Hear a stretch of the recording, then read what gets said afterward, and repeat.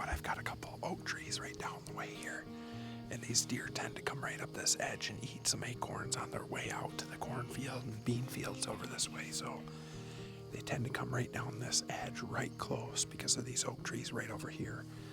Problem is I can't get a tree stand over there very well. So if I put a tree stand over there, there's a bedding area kind of this way that my scent will kind of screw up in several winds. So I gotta be this way. So I just count on these deer coming right down this edge.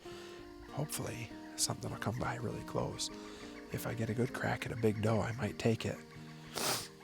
But you can hear the pileated woodpeckers going nuts back there.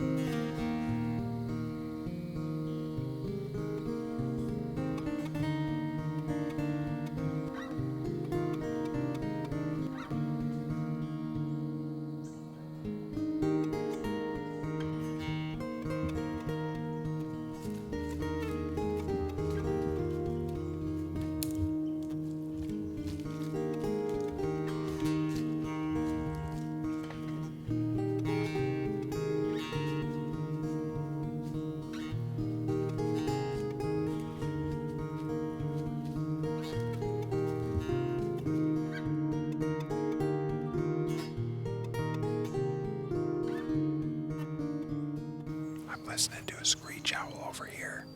I've got turkeys gobbling back here. Well, that's a dog barking up there, but I've been listening to deer move through in front of me out here. I'm in kind of a unique spot. I call this the killing tree. This is an absolutely awesome spot. I've done some cutting through here. I brought in a little brush hog, a little walk behind brush hog, and I brush hogged some trails in here. So all these deer kind of hit those trails and kind of come this way, and they end up right here underneath me. It's worked really well over the years. I've killed a lot of deer out of this tree. And if I look down right underneath me, I can see my mock scrape that I made has been freshened up. And there's another one right beside it, so they're using it nonstop. That's awesome.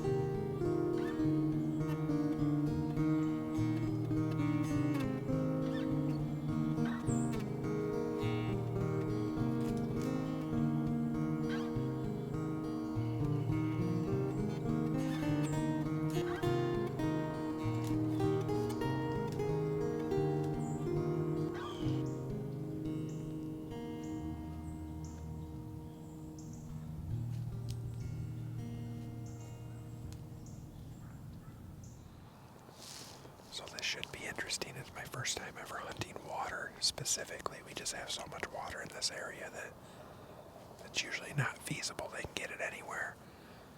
Right now there's only a couple spots, and this happens to be one of them within hundreds of yards of here. There's no other spots with water in it. The creek is dry. I could not believe it. I've never seen that creek dry, but it's dry. So hopefully these deer keep hitting it. Hopefully there's a big buck in here somewhere.